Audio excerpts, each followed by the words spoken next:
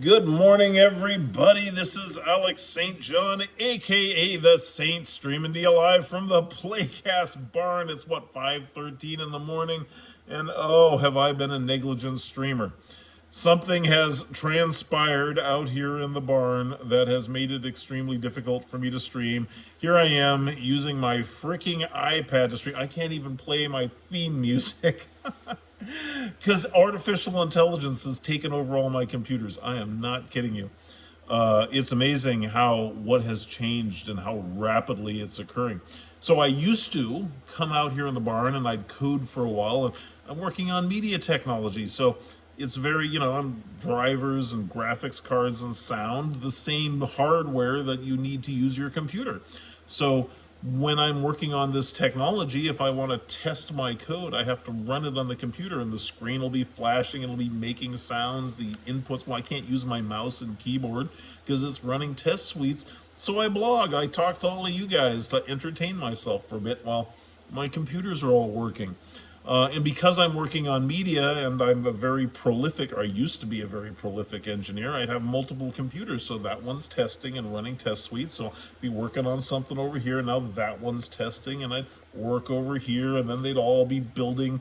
The millions of lines of code take an hour to build. So they're all building. So I'd chat and blog at the middle of the morning. And that used to be my rhythm. I can't get access to my computers anymore. This one's busy. All of my screens, all the virtual displays are laid out wrong. It's running test patterns. The AI is fixing itself constantly. That one's running a massive test suite and the screens are flashing. This one's working, was it 57 catalog workloads? Still 7 threads computing on that one. That's the 5090 Blackwell laptop going. Is I can't use my computer. So I used to go, I could build and run a build in the background and blog for an hour or two, and then when it was done, I'd get back to work. And I haven't been able to get at my own computers. So the AI world is changing really fast. But we'll come to that. We'll come talk about AI in a bit. I've been negligent. There's all kinds of funny stuff going on in the news. I think it's funny. I think it's hilarious watching gray-haired, angry incel gamers just losing their shit on YouTube. I know they're peddling, outrage porn to 15-year-old boys who think that the entire world revolves around gaming, and they got no job, no kids, no mortgage, so they just couldn't be more upset about prices of gaming. Or Gabe Newell's not going to subsidize their new Steam machine, so it's $1,500 for a game console this big. That's kind of 5-year-old last generation console with one effing gamepad. So that $1,500 for a Steam machine.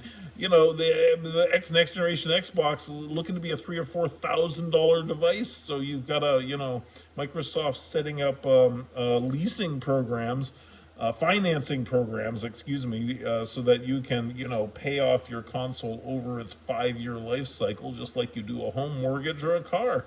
And then you got Sony ending digital media distribution, which of course that was going to happen. And you got the same guys screaming about the cost of gaming, screaming about how greedy these companies are. They're all going out of business. They're all laying off thousands of employees, losing money, while the incels are screaming that they're greedy. They're going out of business. Your gaming companies are going out of business. They can't make a buck. They got to cut costs somehow, right? And so they're laying off studios, thousands of employees, and of course they're going to digital media. Of course they are. You used to hate Walmart. Everybody used to hate Walmart, just hate them, and suddenly you're boycotting Sony because they're cutting Walmart out and just shipping the electrons direct to you. 30% is Walmart's cut of your games purchases. So that physical media you just dream of owning, that's how much Walmart takes of that cut. And they're taking it back, right? And are they greedy? No, they're all losing money. They have to pass the cost on to you, the savings on to you. So Microsoft, Sony, of course, they're trying desperately to get to digital media distribution. They have to kill physical media. They got no choice. They're hemorrhaging money like you. Even Fortnite, the free-to-play, most successful, profitable game in history, losing money and laying off thousands of employees. That's how bad it is in the economy and the game industry. It's collapsing. Scream all you like about how greedy these guys are. They're not making enough money to stay in business and employ all the people and creatives that make the games you love. They're laying them all off. Microsoft, 4,000 people from Xbox last week. Well, I'll get to all of it. I'll comment on all of it in detail, but wow, have I been, and I keep going, I really got to do a blog, but I can't get at any of my computers because they're busy all the time. So I've been setting up more and more computers just to keep all the work going. And you go, well, why can't you do it all in one? For the technology I make, I literally need a computer per AI branch. It's because, like I said, they literally take over the media and the inputs. I'm making media tech. It takes over the whole computer to test the stuff. So I'm just going to have to keep adding computers. I think I'm producing, I used to think I was maybe a 10x engineer in terms of my productivity, and because I work 120 hours a week on average and have for my entire career. But I think I'm in the 100x, 1000x now with AI. It's insane. What I got going over here on the 5090s, just in crazy. Millions of lines of code, 72 projects. I think I've been working on that project for a week now. Just right, Claude credits flying out the window. Anyway, so let's talk about the news I've missed. So, of course, first Steam Machine a few weeks ago comes out and, whoa, it's a $1,500 console with one fucking gamepad. And everybody's head just, oh my God, Gabe's going to not subsidize. He's not going to sell 200 feet of his 400-foot yacht to subsidize your game console. He's charging $1,500 for a PC this fucking big, and that's 5-year-old game tech. The gamepad's really nice, and everybody's like, they gave just a Bronx cheer, like, what? Gabe, our hero, how could you do this to us? Well, bad news, I told you. Right? The console business economics doesn't work, and the memory and GPU prices are never coming down again. It's a fact of our generation. Sadly, I'm old, I'm nostalgic, I love all that stuff. I miss it when it's gone, but I'm not one of these people who's like, all change is bad. The world changing is just the worst. I hate change. Sometimes change is good. Sometimes you just gotta go with the flow, and I gotta tell you, the console era is at an end, and it's being ended by AI permanently. There's no cheaper Chinese RAM that's going to fix it. Nobody wants a big, bulky PC anymore. Sadly, I love them. I love my big, bulky PCs, but just, the people just want access to their media. It's moved to the cloud. It's AI is driving it all there. So if there was a cloud revolution 20 years ago, AI is putting an end to your local computing resources, or mostly is, because everything's going to be video. It just is. So some crazy, stuff going on. So Valve announces the Steam Machine, $1,500, and everybody just. And all the pundits, all the geniuses, like, it might be $700. That was a dream.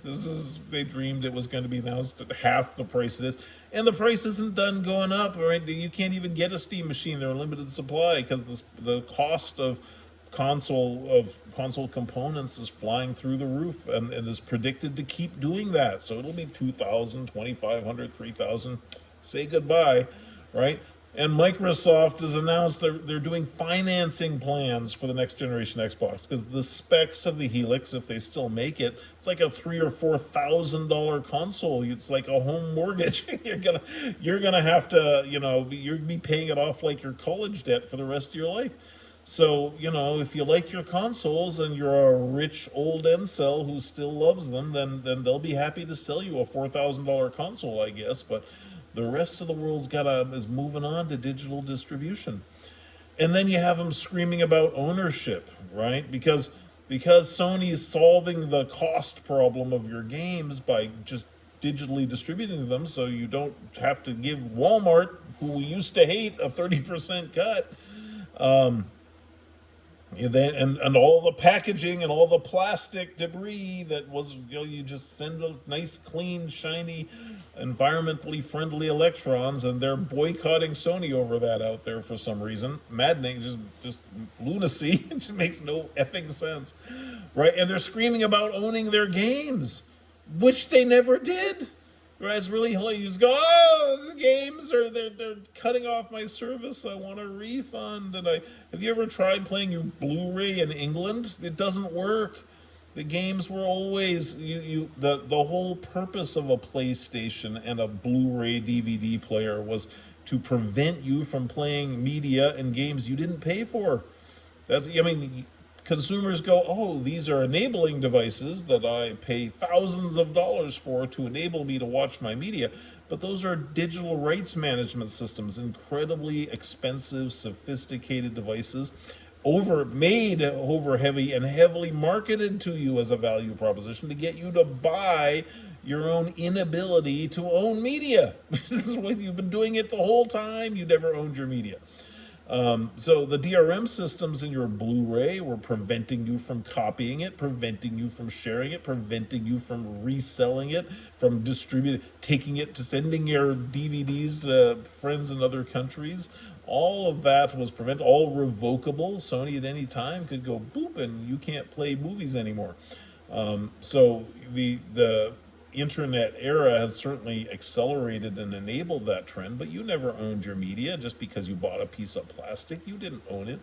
There was Supreme Court trials over you weren't allowed to share your disc. You're not allowed to resell it. There's an FBI warning at the front of every one of your VHSs that if you invite friends over and charge them $5 to watch a movie, it's a $250,000 fine and a felony. So you're going to jail if you invite anybody to watch your Blu-ray in your house and charge them for it. So the idea that you ever owned your media is absolutely insane. So it's really, humorous and bizarre. And I guess, hey, it's good YouTube content to pretend that Sony going all digital is some new outrage to your ownership of the stuff you never owned and controlled. Just hilarious, right? Try copying your MP. Do you remember when the IRA was sending teenagers to jail for copying MP3 files? Boy, those were the days, right? That was 25 years ago, the .com era. The IP police were coming after teenagers for copying MP3 file music around.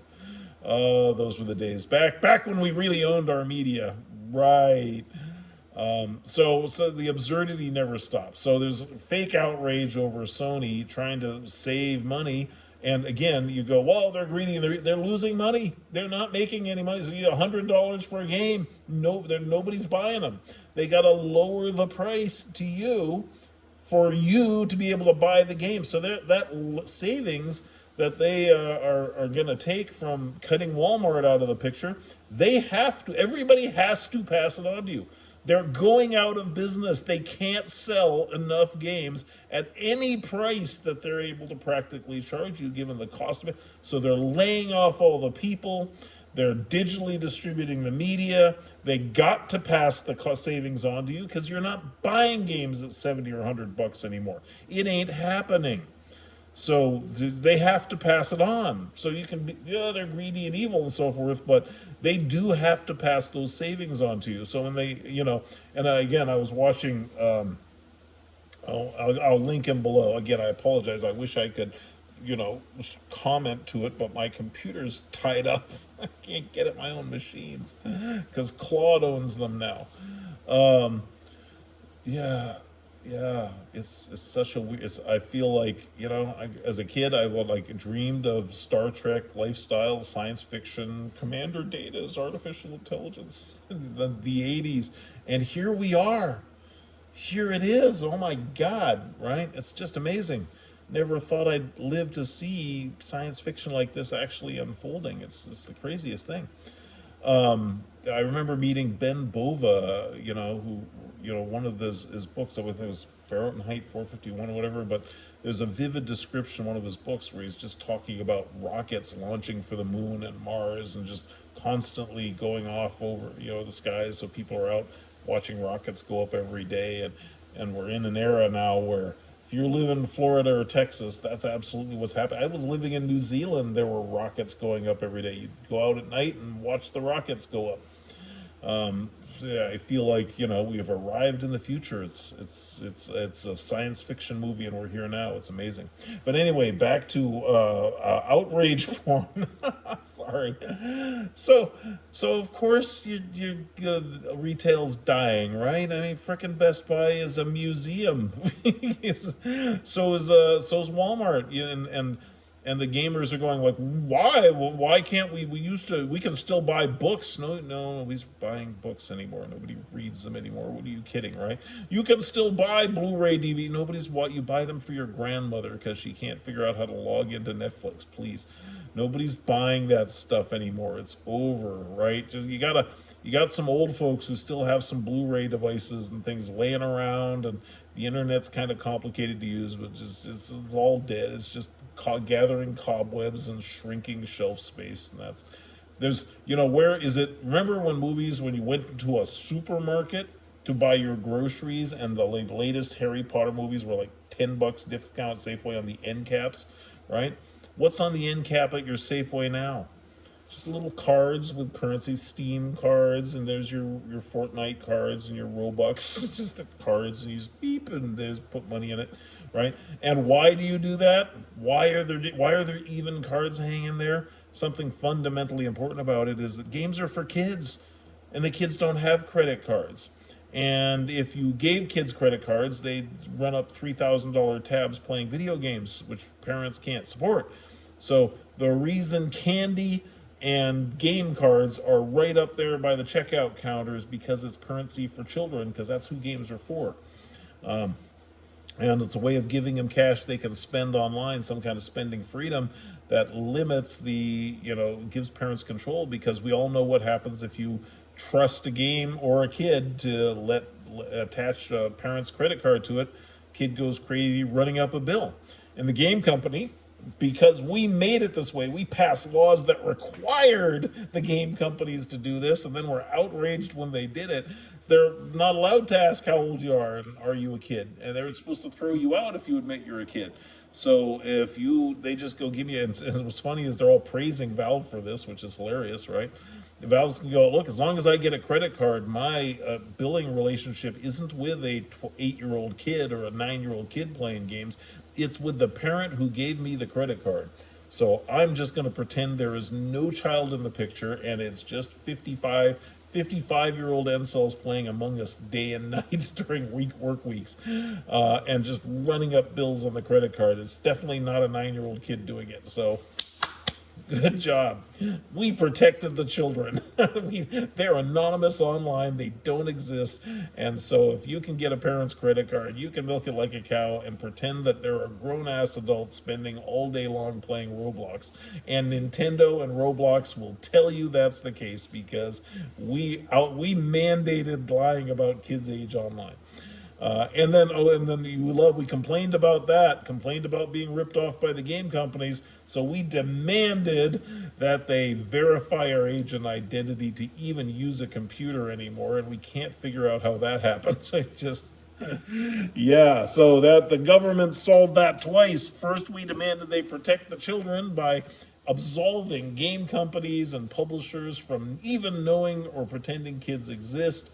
Or knowing anything about them, thereby absolving them of all accountability, because there are no children on these services, only grown-ups.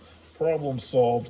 And then somehow there are a whole bunch of grown-ass adults addicted to video games and microcurrency for micro goods, and of course there's no children, so clearly it's a gambling addiction problem, and we have to identify adults and regulate their gameplay and their screen time, because we're still pretending that they're adults and not children doing this. That is the amazing regulatory environment we live in today. feeding on people's ignorance about actual gameplay behavior and economics. But sorry, back to massive sweeping layoffs, cost cutting of digital distribution, and financed $3,000 game consoles. So everything I was telling you a couple of years ago, and even a few months ago, is coming true. And I'll say it again. I've got friends who are I play poker with all my finance buddies, right? And they're like, "Oh no, these memory costs are coming down because there'll be cheap memory from China coming." And you're just like, no, there isn't. Trump's not going to let that happen. No, no, and then you think the Chinese aren't going to want to sell that memory to the AI guys, and you think consumers want shitty, slow memory? No. It's not coming down in cost. That's a fantasy, and it takes 20 or 30 years to build the kind of TSMC fabrication facilities that only exist in Taiwan. If China decides to nuke Taiwan tomorrow, it'll put everybody back 30 years in the technology dark ages. We have no ability to reproduce that kind of manufacturing and won't for decades.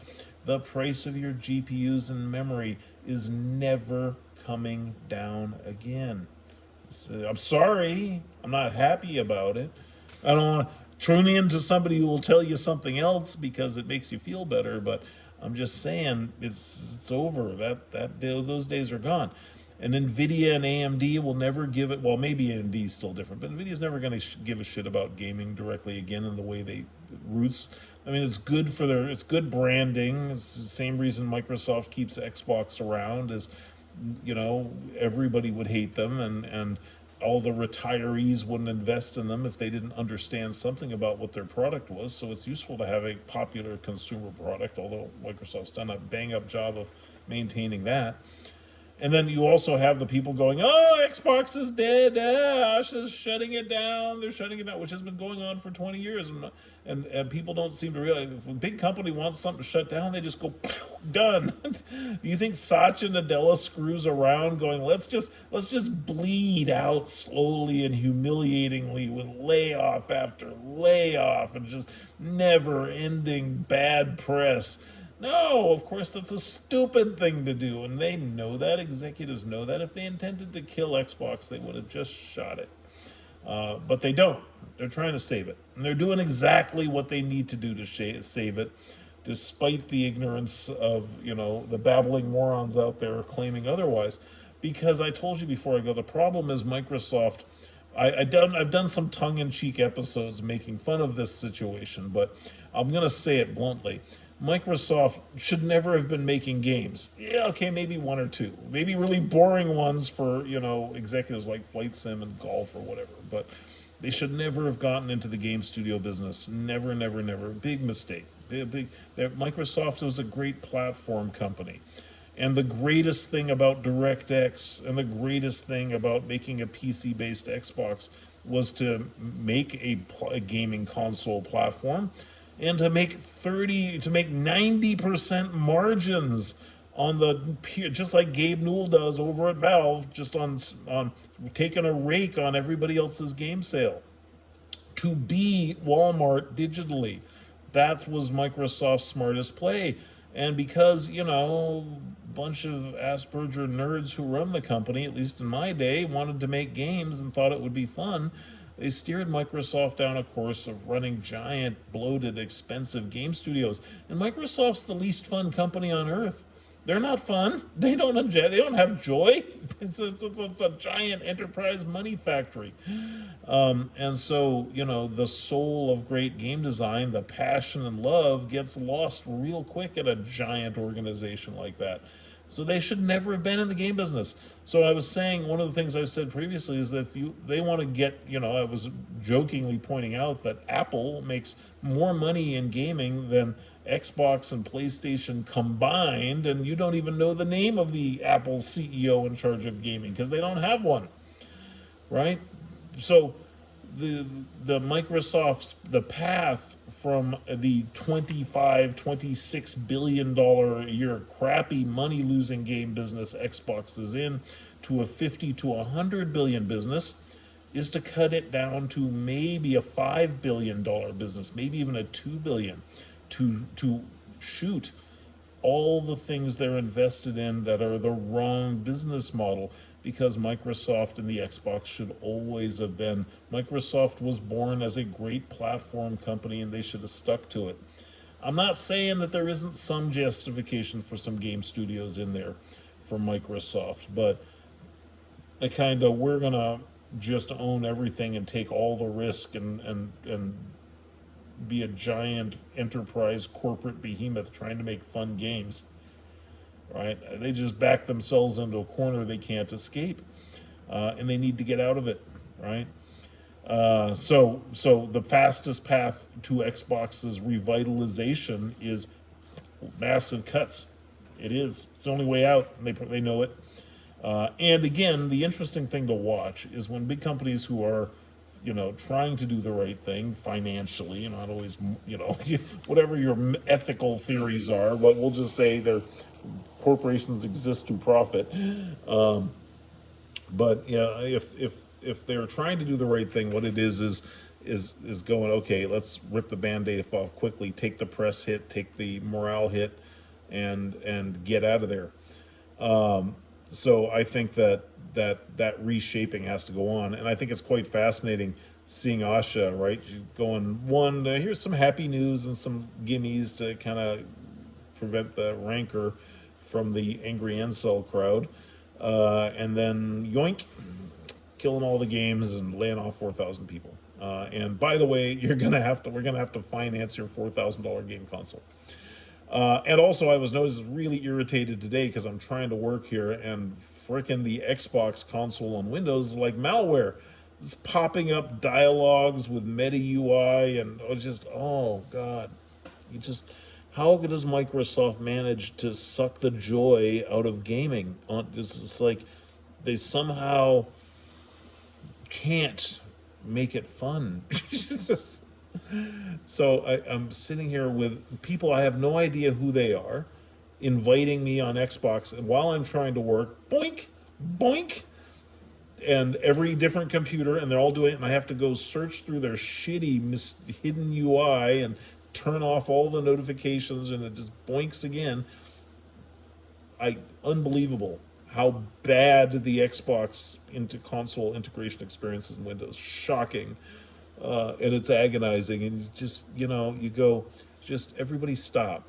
If you can't make a 2D gaming UI enjoyable and a pleasure to use and non-intrusive malware, you sure as hell shouldn't be making any games at all. Oh my god, right? Oh, it's agonizing. Sorry. I would be showing you right now how bad it is, but my computers are taken over by Anthropic at the moment, and Cursor, now belonging to Elon Musk, by the way. So it's of course, now we'll get to that one too. Oh man. So what's going on in the industry? Of course, they're getting rid, of course, in a massive recession in the game market, be driven by AI now. So the game industry has taken a couple big whacks. There was the COVID massive growth and free cash, and everybody's trapped at home, causing a flood of MMOs and free-to-play games. And now that bubble burst, and then all the world governments that were subsidizing all your leisure time with massive tax cuts now have massive inflation. So nobody has disposable income to waste on entertainment. And then there's a massive artificial intelligence revolution sucking up all your memory and GPUs and driving their price through the roof. So the game industry is just getting pounded. It is brutal. And I love that. You know what I like about that? Because I love change. I love growth. And you don't get new growth and new things without some disruption and destruction. The old game industry was boring and stratified, and giant entrenched monopolies controlled it, and everybody gotten really efficient at milking all the money out of little struggling studios making content. And that's all crashing down. It's going to be a breath of fresh air. There's going to be new game studios, new business models, all kinds of revolutionary stuff. And again, the weird thing, that change haters, the people just can't stand change because it's always bad. All change is bad. AI is bad. Digital distribution is bad. All of it, just hate it all, right? And those are the solutions to the problems, not the cause, not the evil.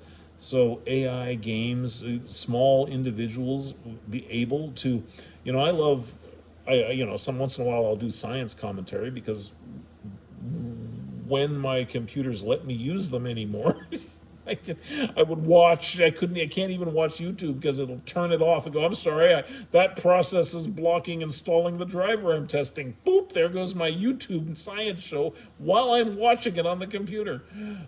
It is, again, sorry, I'm trying to digress. I love watching science shows, just amazing. And what's absolutely incredible is the number of incredibly talented, brilliant minds on YouTube who are able to go, I'm doing plasma physics, chemistry, material science, I'm doing superconductors, I'm doing biology lessons with incredible animation and incredible 3D printed fabrication, and it's all enabled by artificial intelligence. And so I go, man, TV, for me, TV was always mindless, mediocre drivel. I couldn't stand it. And YouTube is 99% more mindless, mediocre, actually terrible drivel. But in there are the most incredible geniuses talking about the most amazing subjects with the most incredible media and manufacturing support never imagined having in my lifetime. And it's wonderful. You gotta sift past all the crap, but then YouTube has my number down. It knows better than to serve me drivel now. I don't see the kind of Rick and Morty stuff I used to get promoted to all the time. I'm a big fan of change. I like what's going on. And the thing the game industry is going through now is painful. It's going to be rough, and the game industry is going to come out a lot stronger and newer. And the thing that I think we all want, I think gamers should want, is we all want innovative new content creators. We want new, young, original content creators, and we want them to get all the money. We want them to get rich, not these giant behemoths that have balkanized the market and trapped everything on their closed ecosystems. You kind of want a little Wild West growth out there, and that's what comes after you have the forest fire. That's what sprouts next. So the forest fire in the game industry is raging. It's burning down. It's sad to see all that old growth trees go down. And it's going to look rough for a few years, and then there's going to be something new, and it's going to be cool. So just give it a minute. I'm old. I've seen it all before. This is maybe if it's your first time, it's like, the world's ending. The game industry's dying. No, it's just needed a good renewing, and that's happening. So I'm excited to be part of it. I'm excited to be running one of those pioneering tech companies at such an exciting time.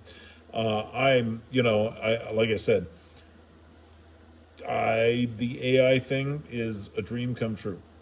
It's unbelievable. So we'll digress. I'll switch subjects here. So first off, I wanted to cover the contemporary news of everything's going digital. Yes, no shit. That's because they're all losing money.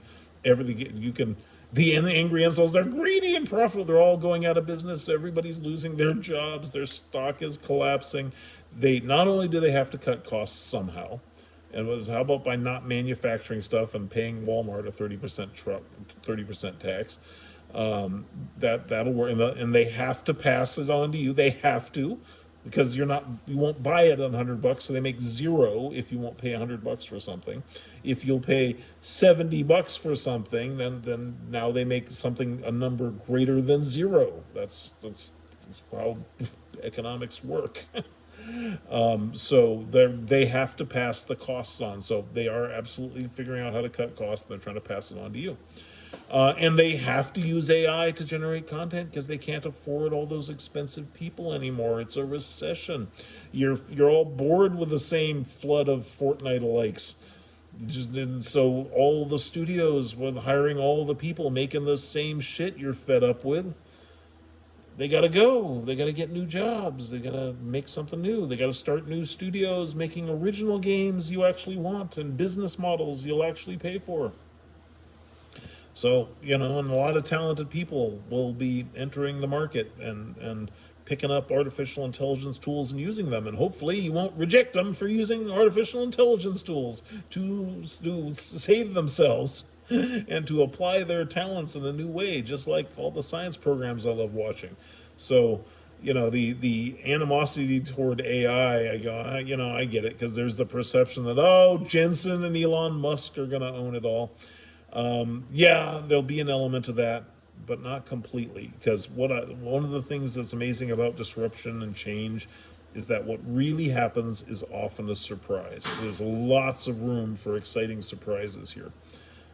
So give it a chance. Give change a chance.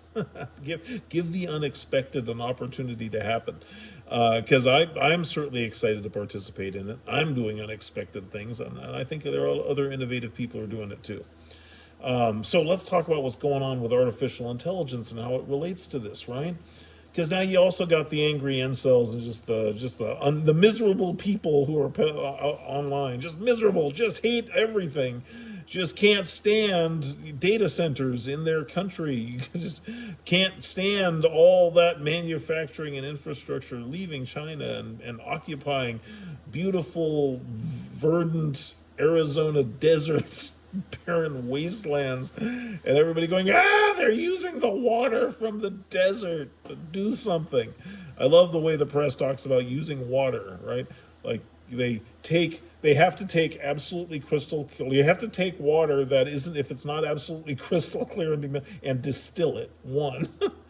Two, then they're going to heat it up and then let it cool and then heat it up again. And it's not like they're just geysering Niagara Falls over NVIDIA chips and then just washing the tips and all the electronics, just gallium, all the toxic chemicals and manufacturing electronics just flushing out of the data center back end. It's funny how you hear them talking about it. You go, they're making distilled water, and then they make it warm, and then they leave it out at night so it's cold again, and then they run it through until it's warm again. They're not consuming any water, and what they're doing to it is they're cleaning it. But okay, if you want to be upset about that, go ahead. I mean, sure, if you hate all the money that they're making, that we're giving them, because I'm certainly giving them plenty. But the giant data centers, I do get, they're fun to hate, and there's certainly real things to hate about them. Water usage not really being a rational one, but there's plenty of other, plenty of real reasons to hate them, if you like. Just the imaginary ones make everybody sound kind of dumb and petty. But the giant data centers take over the world, and you feel like, oh, I'm losing control, all the IQ's going out, and you see all this, the bizarre, there's nothing I think more hilarious than the research papers talking about how AI is, I love the research papers going, wow, AI is really not making anybody more productive. And actually, real human productivity is more profitable than the cost of using AI big companies are finding. And and then at the same time, Microsoft's, we're 30% of our code is written by AI, and Windows sucks more and never changes for the better. And somehow there's lots of productivity going on. They haven't made a new product in a while. No new thing that's a whole lot better. You didn't use AI to just go bam and make Windows faster or anything simple like that you could do. You know how trivial it is? You try this sometime. Take Claude, put it on your Windows machine, and just go, could you just disable all the services that I don't use that are slowing down my computer for gaming? And it'll clear them right out. It's just that Microsoft can't figure out how to do that. They can't use Copilot to go, could you flush yourself? Could you delete yourself from my system, please? No, it's not smart enough to figure that out. Right? You'll know Copilot finally got smart enough to be a useful commercial product and solution when first thing it does is delete itself from Windows. That's how you know Copilot finally got good, is when it removes itself, when it's that smart. Sorry, I don't know. I'm in a mood. Because again, my AIs are starting to prompt me. I'm gonna have to wrap up. But here's the thing that's going on. Here's the no nonsense, right? One. The thing that has become evident there was a period when it was hard to figure out. But here at Playcast, we're totally immersed in AI. I think I'm getting 1,000x the kind of productivity I ever had. And there were some real struggles learning how to use AI, getting the people making it to get it useful. But wow, wow, am I cranking out code. And the development process and the thing that's amazing is that the industry took the term AI slop to heart, and there are really powerful tools using the AI to remove tech debt, to remove AI slop. So I have AI sweeping my code bases for security issues, privacy vulnerabilities, in bugs. This machine over here has fixed maybe 100 bugs this evening while I've been sitting here talking to you. It's just sitting there running, generating massive test suites, finding bugs, fixing the bug, adding regression tests, resuming the test suite. Yeah, I haven't touched it in hours. I think I touched it at 2 this afternoon. Yesterday afternoon, actually, is just going through. And then I'll go look and review all the PRs, which it documented. I'll read all the work and every bug it found and what it fixed. And my product is running faster, and I'm noticing bugs disappear. It's just astounding. Now, there's a bunch of morons out there who do the opposite with AI. The problem with being an idiot is idiots an incurable condition. So you can't fix it. So if you give an idiot a gun, the idiot will shoot themselves with it. They will, and then they'll write research papers about how unproductive at hunting guns are. So, and that's what academics do. Academics are people with superior IQ who use their IQ to avoid accountability and to avoid pressure. So academics in academia are a very weird species of intelligence for me, because they're intelligent people who use their intelligence to go, boy, I really want to go conquer the world. I've got a high intelligence, and I want to work hard, and I don't mind risk, and I don't mind stress and hard work, and so I'm going to go use it to build companies and enterprise. And there's a certain set of people, just personality type, going, boy, I got a really high IQ. I really don't like stress. I really don't like a lot of accountability. I just want to sit and think, right? And I do appreciate the urge to do that, or I don't want it. So they go to academia and they write just the most astoundingly naive, stupid papers about the non-productivity of artificial intelligence, when they will never be the people who are ever going to figure out how to use it productively or to understand what its real commercial value was. So that is bad. So the problem with artificial intelligence that's become eminently clear to me over the past few months, certainly, is it really accelerates stupid people's ability to waste their time and money and to do damage. So if you have, and by the way, I like to say there's stupid. I like to say there's two kinds of people in the world: idiots and geniuses, right? But weirdly, actually, most of us dither between them. And if you have a higher IQ, maybe 1% of the time you're using better judgment.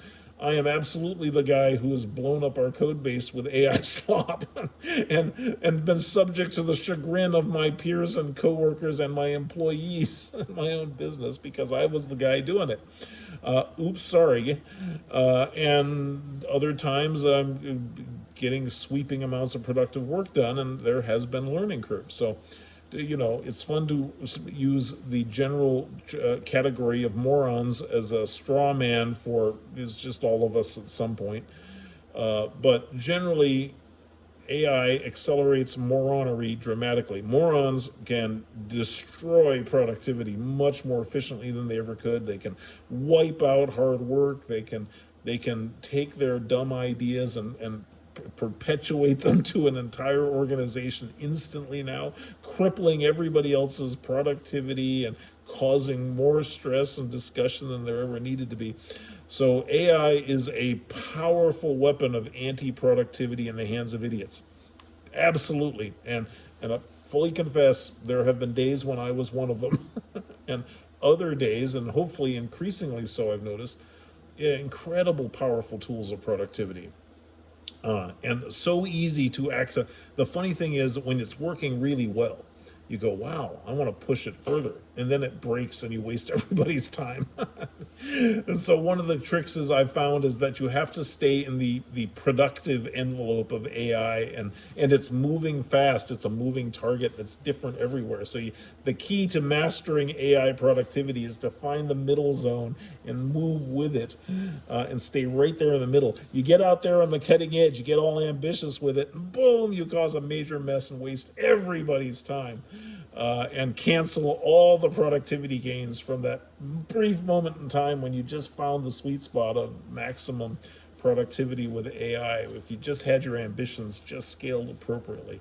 Like, I was really rocking out this weekend, but now I'm worried because the AI over here created, I don't know how many branches. I think I caused a dozen branches in the background, and I'm contemplating how I'm going to merge all of those and what words I'm going to say to the AI to get them to merge them all successfully. So I may have producted myself into just a huge pit. We'll see. I'll get to it later.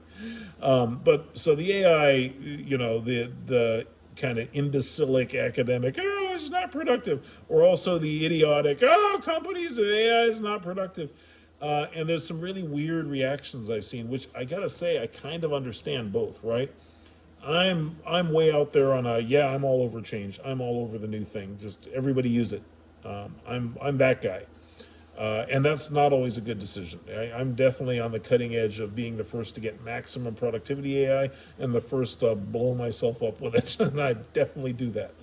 On the other hand, there are people. I want to name names in the game industry. They've come out pretty openly. Or they're they're very just we hate AI. We don't want AI in our games. And I've forbidden anything but handwritten code in our organizations. And I hate to say, okay, those guys are dinosaurs too. Sorry, they're wrong. And they're going to put themselves out of business with that approach. But I understand why they have that view, which is and I'll tell you why it's wrong, why they're dead, even if I understand the point of view, right? The anti-AI people who are just like, I'm banning it and the cost is too high and blah, blah, blah. Well, one, they absolutely have morons in their organization who accelerate chaos with AI. And so they don't think they're morons. They don't go, let's fire those people, right? Which is weirdly what is going on in a lot of part of the industry is the people who won't get with the times, however storied and powerful and their resumes are. If they're not learners and adopters, you can't employ them anymore. And so you see these sweeping layoffs are partly a factor of that, of older generation, the Gen X engineers who won't embrace AI and using it, won't step up to the challenge because it's hard. And so they very quickly become anti-AI, and then they all gang up with each other and validate each other in their fear of change. And then they'll get out in public and proudly say, I've banned it in my organization. And the reason that's retrogressive for them is that the problem is that what is happening with AI is that it's revealing a lot about the actual nature of human productivity in the workplace. And it dramatically amplifies people using it well, like a whole lot. And really amplifies people who are doing nothing and weren't that productive and aren't going to change and probably going to be out of work quick, which is what's happening at Microsoft and Sony and everywhere else that's having sweeping layoffs. So the problem is that natural selection and the free market economics are inevitably going to reward the people who are aggressive AI adopters because their rewards are accelerating rapidly. And anybody who isn't jumping on with this major kind of tidal wave of change is going to get left behind, and then it'll be too late or really hard to catch up. So I'm glad I was in early and I'm enjoying the ride, but it's scary. And I got to say, I'm an older guy, been around a long time, seen a lot of major sweeping technology shifts, and I'm here and running companies and, at this age because I love it and I've stayed on top of the wave the whole time. But this is different. I didn't, who was his name? The Singularity's Near. Oh, I hated that guy. The pompous, futurist bullshit, right? What was his name? Let me see here. Nope, the computer still got control. This machine, that machine. The guy who wrote Singularities Near became a Google fellow and is like, oh, artificial intelligence is going to take over the world. We're all going to live forever and so forth. You know, shit, he might be right. What's going on in artificial intelligence, if you're really in there using it and you really understand what's going on, which I do to the extent that anybody does, absolutely species changing. We're having one of these evolutionary events and it's happening faster than biology. So, and again, the doomsayer is like, oh, the evil robots will take us and kill us all. Blah, blah, blah. Probably it sounds scary, but no. The AI doesn't give a shit, and it's sort of symbiotically addicted to us. So whatever happens is going to be something new and unexpected, and it's definitely going to cause a lot of change. And the weird thing is, don't get me wrong, it could be bad. If it is bad, it'll be bad in a way nobody expected. If it's good, it'll also be good in ways nobody expected. I'm definitely already experiencing some of the vibe coding reward of going, I loved coding. I never want to stop coding. I just love it. I love being in the zone. And the artificial intelligence has taken the steering wheel away from me and the gas pedal. My computers are off working without me. I'm just like, hey, could I just borrow the mouse? I just want to say, could I interrupt you just for us? Could you just do a little, and it's really a change, to have that going on. And so I totally understand why people are going, hell no, I'm going to fight the wheel. I'm going to fight for the gas pedal. I'm not letting this happen. They're going to lose, but I understand the instinct, right? At the same time, what I'm able to do, and I want to be specific, but I would rather make this video, record it, put it on YouTube for my 700 subscribers to quickly view and forget, and then come out with miraculous new technology that I've used for this and have you come and remember I said it before it happened. Because like I said, I'm literally here burning the tokens and producing millions of lines of code. And the weird thing is I look around and I've got lots of employees and lots of friends. And honestly, I worry about the ones who aren't doing this now, who have been, respected technology peers for years. I worry more about the kids who aren't doing it now, because there's the subculture of we hate AI, we don't like that was greedy money, this is Elon Musk, right? Yeah, AI slapping my games. You got 20-something-year-olds who have that view, and you go, oh boy, you're so going to be the next generation of plumbers at this rate. Just because one of the most famous AI researchers was in an interview, and he was asked, if you had kids today, what career advice would you give them? And he'd say, all of you go out and get plumbing licenses, because that'll be the only jobs left. I don't think that's true, but he is saying, hey, only people with my IQ are going to have value anymore. Again, pompous, arrogant thing to say, and hilarious because of it, and not true, but still, a bit profound. I worry about when I hear young people being, especially, I work with various universities and I hire a lot of kids, and when I see them expressing that sentiment, I go, you're too young to think you know that much about what you should be embracing, or to pick up a dumb ideological contempt for probably your only career future. So, I would definitely advise young people. I go, look, old gray, we don't change, we don't learn, guys, telling you better open your mind up to what's coming, because it's happening whether you like it or not. It's bigger than we are. And I think that's really exciting, but wow.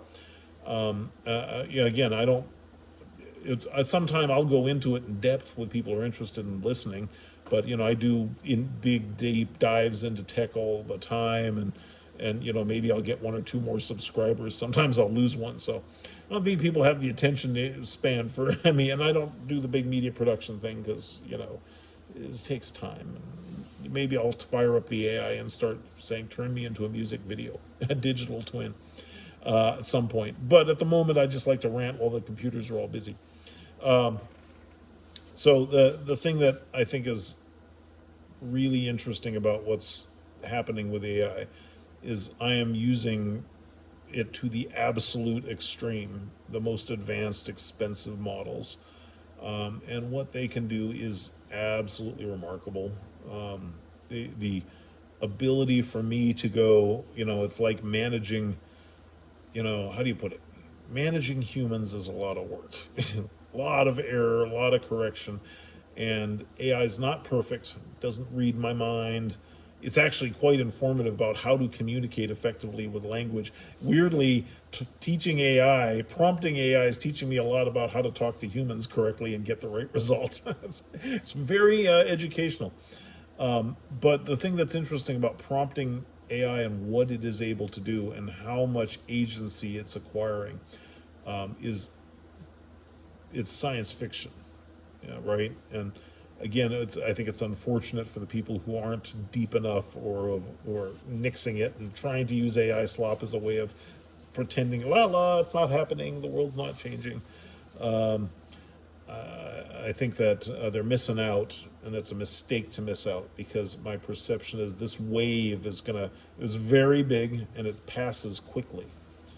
And I think that if you don't catch on and hang on now, you're going to find yourself, and your fate is going to happen to you. You won't have a lot of control of your destiny if you don't grab onto this, because it's so profound.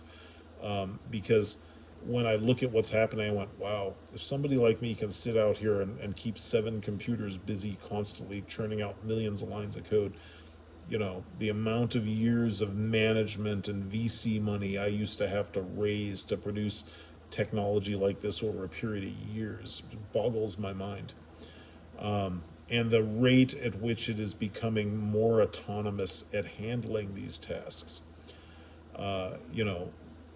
You can certainly imagine a world where very quickly, these giant data centers are just like, learn all the code, identify all the market opportunities, create all the products, go. And then, of course, that's where the doomsayers are like, oh, well, see, I told you we're all going to be unemployed. And they go, no, it's not going to be that exactly. It's not going to be that exactly, because economics are inherently human.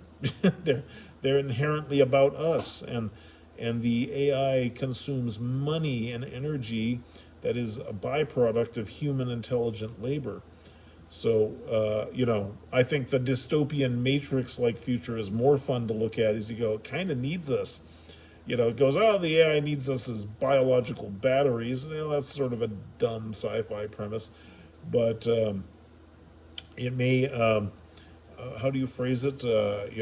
Maybe the analogy is more like ants farming aphids for food. I don't know if you've known that, but certain species of ants famously farm other insects.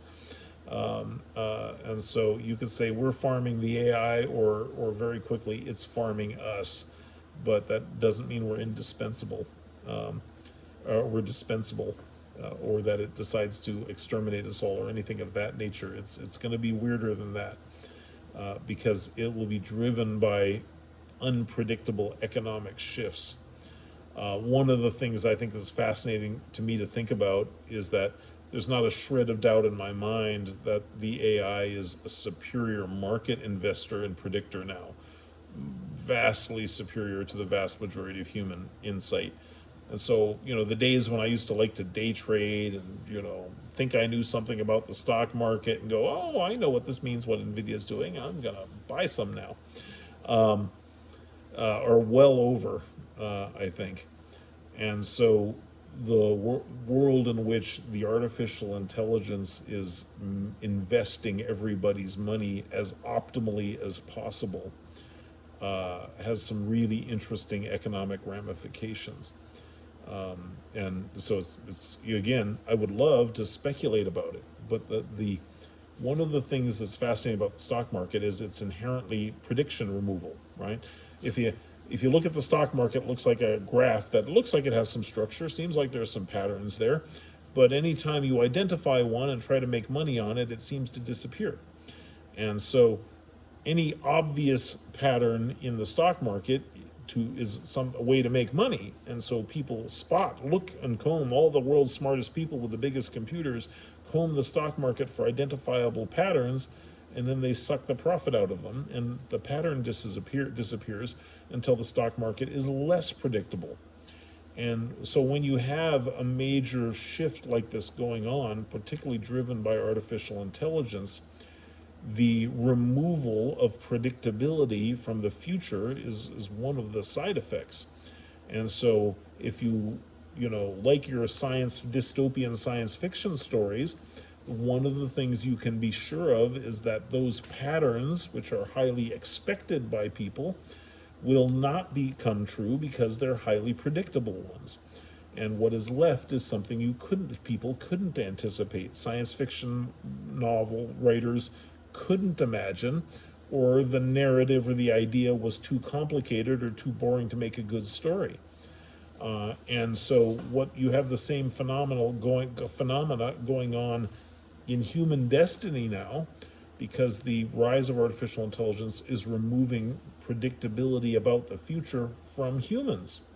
That's why we're the dominant species, we're the ones best at predicting the future. And all of our ability and expertise at predicting the future is being automated by computers. So they're taking that. So the smarter and the more powerful artificial intelligence and these data centers get, the less ability we have to see clearly as to what's coming next and anticipate it and react to it. And so the cautionary tales, that sounds scary, sounds like a bad thing. And certainly I'm losing control, and losing control is always a bad thing, I think. It's always scary to lose control. So we're losing control.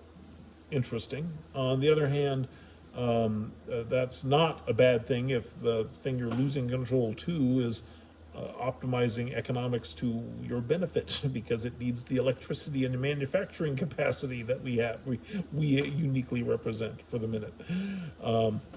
And so I think that phenomena is, now that I'm sitting here living it, with it coding all around me, better than any army of humans, better than me by a lot, and I'm good, or I was good. It makes you think. So you definitely do not want to be an AI denier. And if you thought you knew better than the rest of us about the future, then the time to bomb the data centers would be this second. And if you don't do it this second, then never mind. Figure out how to adjust, because it's too late. I think Skynet, without necessarily being an evil thing that wants to exterminate us all, has happened, and it is remarkable to watch, and participate in it. And so I think that there's going to be some really exciting, maybe the most eventful years in human history to be alive, because whatever's going on here is something unprecedented. Some kind of transcendence is taking place. We always talk, if you like science fiction, you always go, there's some advanced alien civilizations just magically better than us for some way. And then we imbue them with what we think is magically better, because we know best. We know, we'll tell the advanced alien civilization what we think is advanced. It won't tell us. But I think that we are definitely experiencing sort of an entire species-wide transition that is both scary and very exciting to be alive for. I mean, if you were going to be alive, if you were going to say through all the points in human history, you go, yeah, I'd like to observe dinosaurs, that'd be really cool. And yeah, I'd love to see Rome in the Roman era. And there's all kinds of historical events and places I'd love to see the Hanging Towers of Babylon. That would have been neat to see, you betcha. But if you think, and World War I, World War II, probably happy to take a miss on. you know. Whatever is taken place here is monumental and probably bigger than any of that. So it's a really exciting time to be alive. And, so this is my lame way of excusing myself for going, I'm sorry, I've been busy. The freaking computer took all my computers away, so I'm stuck with this damn iPad. Sorry. So anyway, I'll try blogging. If you don't mind the iPad, maybe every time I get a computer set up, I'll just do a little work on it, and then I can't use it anymore. I probably have to go reboot all these machines just to figure out if the AI is done doing whatever it's doing, and just left them broken because it doesn't give a shit. It's just littering. That's the one thing AI has not quite mastered yet, is cleaning up after itself for the humans. It doesn't go, oh, I'm done now, I just left shit everywhere. It's just you just write another prompt to clean it up and try to guess what I did. All right. Well, so it is 6:18 a.m. in the morning. I'm going to go get my coffee and reboot my machines, check all my AI prompts to see what got done over the course of the evening. And, I'm sure I was very productive. You all have a great day, and I'll see you on the next episode of The Saint. Take care.